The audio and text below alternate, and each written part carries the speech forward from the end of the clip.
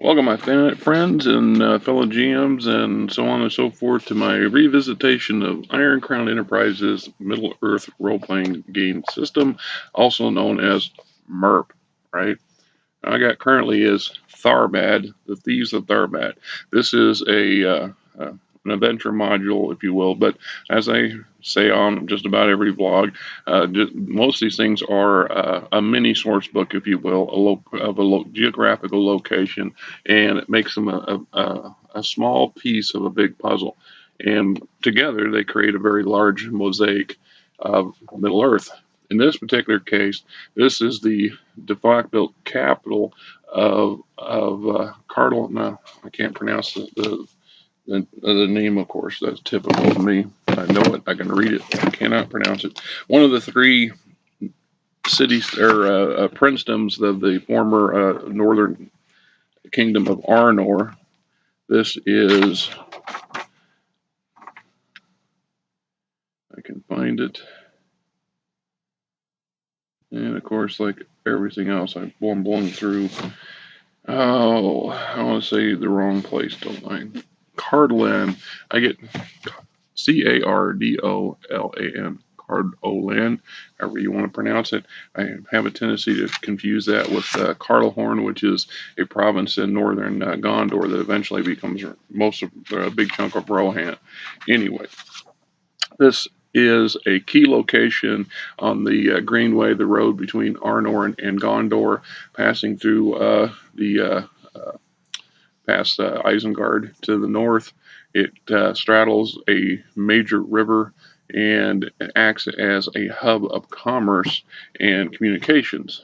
So you have ships coming up the Gunhir River, which is significantly large enough to handle ocean-going ships to the point where up to the point where the Tharbad's created. Tharbad has a massive bridge that crosses the river here, and then the river breaks up into several smaller ones as it goes north, allowing the river traffic to go by barge or by small boat to many places along the western Misty Mountains.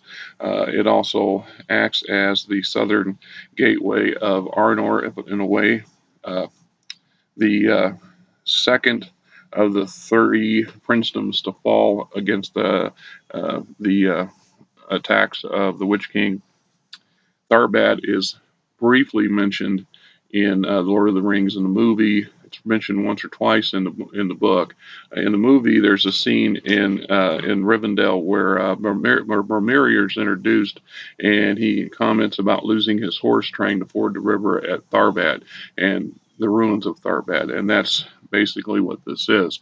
You're at a point where the bridge is no longer functionable because there's nobody there to maintain it, and it slows up traffic between the north and the south without it. So you have to figure a way to get across. If fording it, a wide river is pretty rough. It's doable, but rough. Hard on the animal, hard on the person. Now, Thieves of Tharbad is set in the year 1640, roughly. Gives you three different options on that. It tells you the history of the small kingdom, its principality. It's got the history of Cardolan, the history of Tharbad, as typical, the lands around, including geography and the flora and fauna, the inhabitants, the breakdown of the politics and power. It says Tharbad and Cardolan in 1409 to 1412.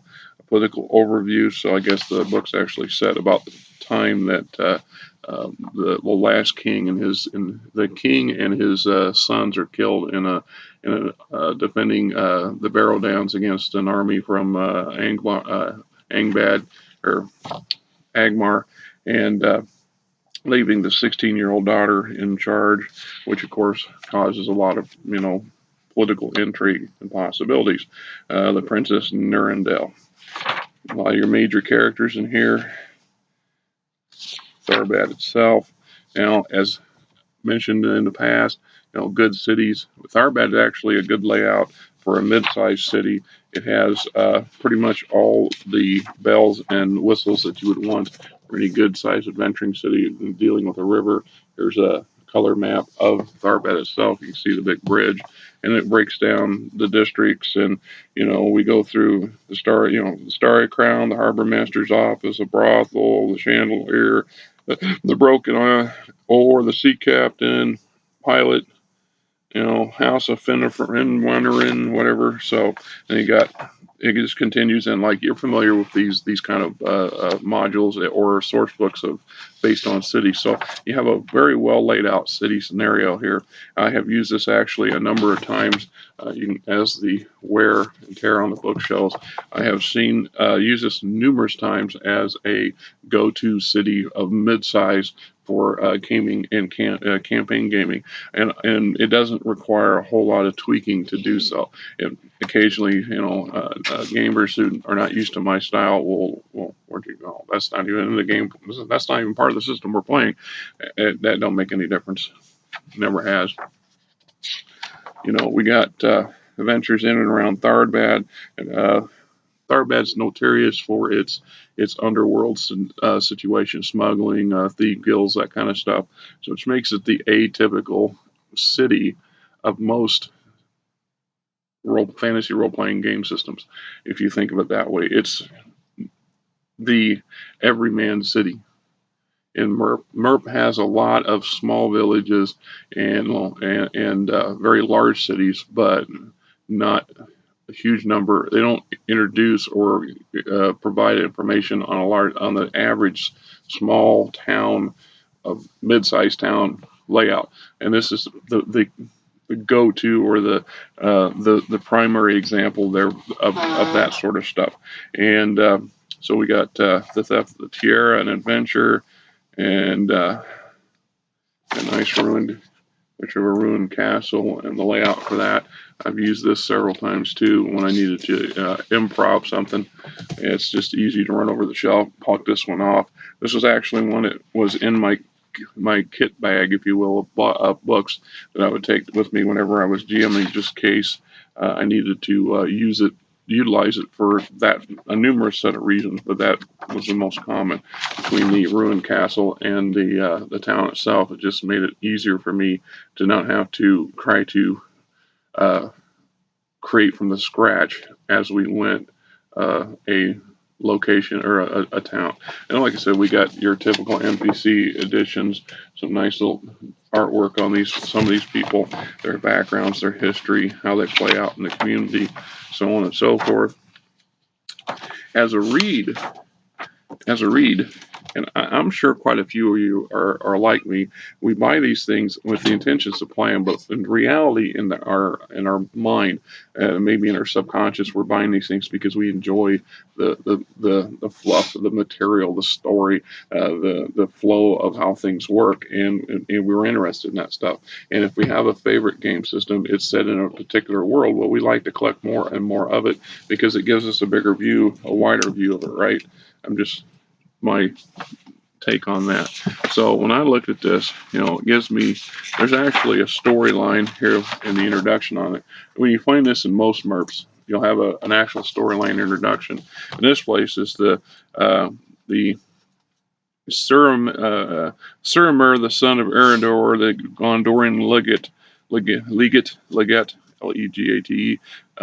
sitting there in his office and contemplating whatever it is he's contemplating when he hears the rumor of the fall of the king and a major defeat of the little country's army and the defense of the Northland. At this point, he knows that he needs to move to assume control, if you will. So he appoints himself the regent and caretaker of the princess.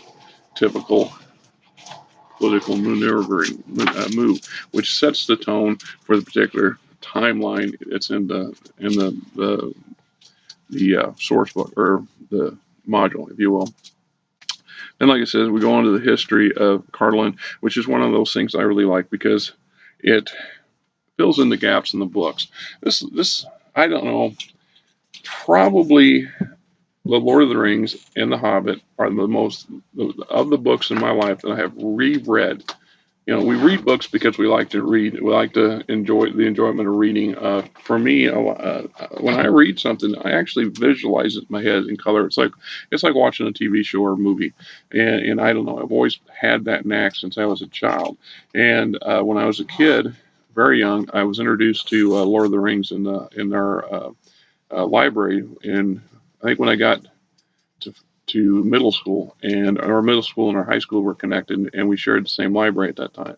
And I went in, and somebody introduced me to the Lord of the Rings and the whole slew of this fantasy setting stuff, and I never slowed down. I read, on average, I have read the Lord of the Rings, all three books, and The Hobbit once a year since I was 9 years old. So, what is that, 40 times? 42, 43 times. Plus, I've read them numerous additional times in a given year. So I can honestly say I've read the books at least 50, 60 times in my lifetime. The only other book I have ever read that exceeds that is the initial Star Wars novel. I got that in '77 when it came out. I actually checked one out of the library and never returned it. I still have that one, sadly enough, and it has the school's stamp on it. Yes, I have it. Check out thing. Anyway, I read that book so many times. Every time I read it, I started putting a little hash mark in the back couple pages, and those blank pages that come in. I literally filled those. At one point, I counted up the hash marks after, and I'd long stopped putting them in there. I read it over 300 times when I was in my teens and early 20s. It's just like the movies. One of the very first three movies I dubbed when I got my first VHS player. It was Star Wars, and I played them literally almost like porn in some aspects. So whenever I was home, and even when I wasn't paying attention to the TV, there was nothing else going on. I'd have those things playing, and I'd go to bed with them playing. So, that's an obsession with it, I guess, if you want to look at it that way. But that's how it was. So that's why I was so ingrained to playing Star Wars the RPG when West End Games brought it out, and why I like Murph so much. And because I've read the books so many times, every time you go back and you reread them, you see a nuance or a little thing that you didn't see the first time. It's like watching movies over again. Sometimes when first couple times you watch a movie, it's just whoosh. But as you go through them and you can take leisure time and focus on little details that are going on in the background and on the side, you expand your appreciation or your mindset when it comes to that product. So it's no different than when it comes to these books and these game material.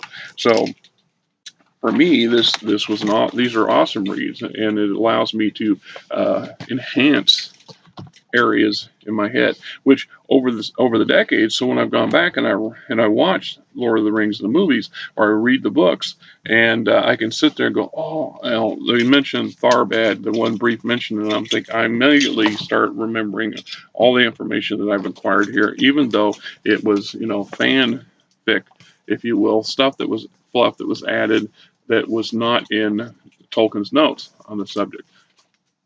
Doesn't matter, right? Doesn't matter. So, another thing about these particular modules, I may have not mentioned it, but most of them come with, a map in the inside cover, and these are more localized maps of the region as opposed to the big maps that they come that show the whole area. This is like a blow up of that certain area, so you get more information. So you don't even have to venture in Tharbad, but you could. And then you got they got the Barrow Downs and the main river and blah blah blah blah blah. So there's a lot of material. You can run entire games campaigns just off one of these things. You can spend 6 months campaigning in and around just one of these modules and locations. It makes them. They're not unique in the gaming system, in the annals of games, source books and add-ons, but it is a prime good. These make awesome examples of how to make a good adventure module. At least that's my opinion on that, for what it's worth. Okay, folks. Well, that's for this one, and we'll keep moving on because they're about halfway through my collection at this point. There's quite a few more. I kept thinking, Jesus, I covered most. No. And I go look at the shelf, and oh my God, there's quite a few more still on the shelf. So that's not a bad thing. Gives me something to ramble on about, right? Kill another 15 minutes of both our lives. And thank you for video and watching. And if you know anybody that's interested in this stuff, please let them know. Encourage them to visit it. Whatever it is they do, it is what it is. On to the next one.